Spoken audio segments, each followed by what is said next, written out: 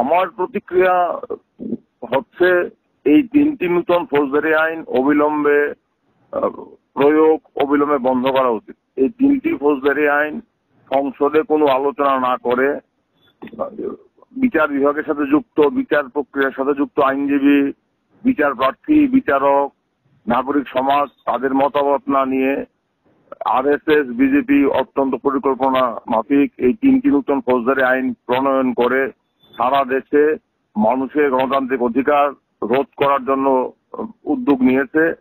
ওই তিনটি ফৌজদারি আইন চালু হলে বিচার প্রার্থীরা বিপন্ন হবে, নাগরিক অধিকার ক্ষুণ্ণ হবে, নাগরিক স্বাধীনতার পরিসর আরো সংকুচিত হবে, পুলিশ রাজ কায়েম হবে, আইনজীবীদের ভূমিকা অনেকটাই সংকুচিত হয়ে যাবে এবং এই তিনটি আইন কোনোভাবেই গ্রহণযোগ্য নয়। আর সবচেয়ে বড় কথা হলো আমাদের ফৌজদারি বিচার ব্যবস্থার মূল স্তম্ভ তিনটি আইন।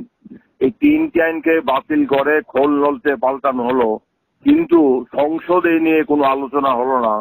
সংসদের বিরোধীদের 150 জন সাংসদকে বহিষ্কার করে বিরোধী শূন্য সংসদে এই ধরনের গুরুত্বপূর্ণ তিনটি বিল নিয়ে কোনো আলোচনা হলো না। বিল তিনটিতে সিলেক্ট কমিটিতে পাঠানো হলো না, কারোর সাথে কথা না বলে এই তিনটি আইন করা হয়েছে অত্যন্ত বদ মতলব এবং বদ উদ্দেশ্য নিয়ে। এবং এই তিনটি আইন ব্রিটিশ আমলে চালু হওয়া ইন্ডিয়ান পিনাল কোডের চাইতে ভারতের বর্তমান ন্যায় সংহিতা আরো কর্কশ, আরো বেশি দানবীয়। এবং সরকার যে যুক্তি দিচ্ছে আমরা বিদেশি আইন পাল্টাচ্ছে, এই যুক্তি ধোপে টিকে না। কারণ বিদেশি আইন ইন্ডিয়ান পিনাল কোড 1860 সনে যে উদ্দেশ্য, যে মানসিকতার দ্বারা চালিত হয়ে রচনা করা হয়েছিল, ঠিক একই উদ্দেশ্য একই মানসিকতার দ্বারা চালিত হয়ে বর্তমান আইন করা হয়েছে। এটা হচ্ছে নতুন বোতলে পুরনো মদ। মানসিকতা একই মানসিকতা, জনগণকে শাসনে রাখো, জনগণের অধিকার সংকুচিত করো, বিচার প্রার্থীদের ভূমিকা হ্রাস করো এবং পুলিশের হাতে অবাধ স্বেচ্ছাচারের ক্ষমতা তুলে দাও। সেই হচ্ছে এই তিনটি আইন সম্পর্কে আমাদের বক্তব্য। আমরা দাবি করেছি, আমরা আইনজীবীরা এবং ত্রিপুরা হিউম্যান রাইটস অর্গানাইজেশন অবিলম্বে এই তিনটি আইন চালু হওয়া স্থগিত রাখতে হবে। এই পার্লামেন্টে এটি নিয়ে আলোচনা করতে হবে, সংশ্লিষ্ট সকল পক্ষের মতামত গ্রহণ করতে হবে, গ্রহণ করে এই তিনটি আইনের প্রয়োজনীয় পরিমার্জন পরিশোধন করে নূতন অবতার এই তিনটি আইনকে আবার আনতে হবে।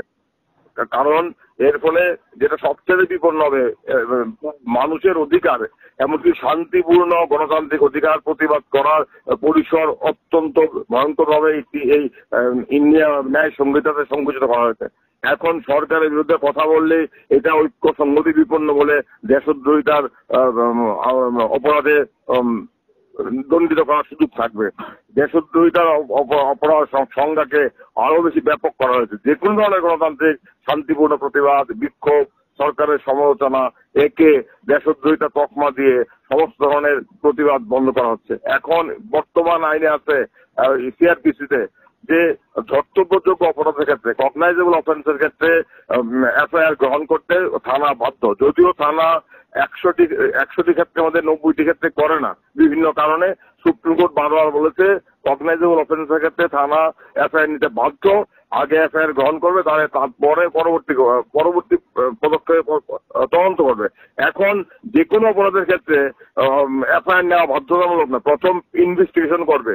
এর অর্থ কি, কোনো অপরাধী নথিভুক্ত হবে না। যারা সাধারণ মানুষ, ক্ষমতাশালী ব্যক্তিদের বিরুদ্ধে এফআইআরই করা যাবে না।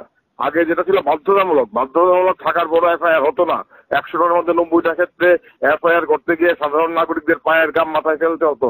অনেক ক্ষেত্রে এফআইআর নিত না, অধিকাংশ ক্ষেত্রে সুপ্রিম কোর্টের নির্দেশ সত্ত্বেও। আর এখন বাধ্যতামূলককে তুলিয়ে দেওয়া হয়েছে। বলা হচ্ছে যে এফআইআর গ্রহণ করার আগে প্রিলিমিনারি তদন্ত করবে। প্রিলিমিনারি তদন্ত কি হবে তো বোঝাই যাচ্ছে। প্রতিটি ক্ষেত্রে এই আইনের প্রত্যেকটা ধারা ধরে দেখানো যায় যে এই আইন আগের আইনের চেয়ে আরো বেশি কর্কশ, আরো বেশি দানবীয়, আরো বেশি মানুষের অধিকার উপর আক্রমণ করবে এবং একটা বিরাট জটিলতা সৃষ্টি হবে। বিচার ব্যবস্থাটা বিরাট জটিলতা এবং সংকটের মধ্যে পড়বে। কোনো রকম প্রস্তুতি না নিয়ে আইনজীবীদের, বিচারকদের, বিচার প্রার্থীদের এই তিনটি আইন সম্পর্কে কোন রকম ধারণা না দিয়ে তড়িঘড়ি করে এই তিনটি আইনের বুলডোজার কেন চাপানো হচ্ছে? এর উদ্দেশ্য কি? উদ্দেশ্য হচ্ছে মানুষকে ভীত সন্ত্রস্ত করো, পুলিশের হাতে অবাধ ক্ষমতা দাও। আগে কি ছিল? আগে ছিল 14 দিনের পুলিশ রিমান্ড, যে কোনো অপরাধে 14 দিনের পুলিশ রিমান্ড। এখন পুলিশ রিমান্ডের মেয়াদ বাড়িয়ে 7 দিন করে দেওয়া হয়েছে। অর্থাৎ পুলিশ ইচ্ছা করলে যে কোনো মানুষকে গ্রেপ্তার করে পুলিশ রিমান্ডের অবর্ণনীয় পরিবেশে, অকথ্য পরিবেশে 7 দিন আটক রাখতে পারবে। আগে তো ছিল সর্বোচ্চ 14 দিন, এখন এটা বাড়িয়ে 7 দিন 90 দিন করে দেওয়া হয়েছে। এটা কি আইনের শাসনের পক্ষে? উদ্দেশ্য অত্যন্ত বড় উদ্দেশ্য নিয়ে আরএসএস বিজেপি এই 3টি নতুন আইন প্রণয়ন করেছে।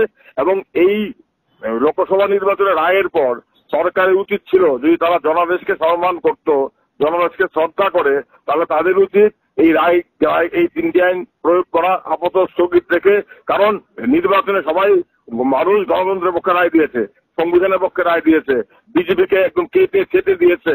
কারণ মানুষের ভয় ছিল বিজেপি গণতন্ত্র হত্যা অভিযানে নেমেছে, সংবিধান পাল্টে দিচ্ছে, ইডিকে প্রয়োগ করছে, কথা বলার অধিকার আক্রমণ করছে।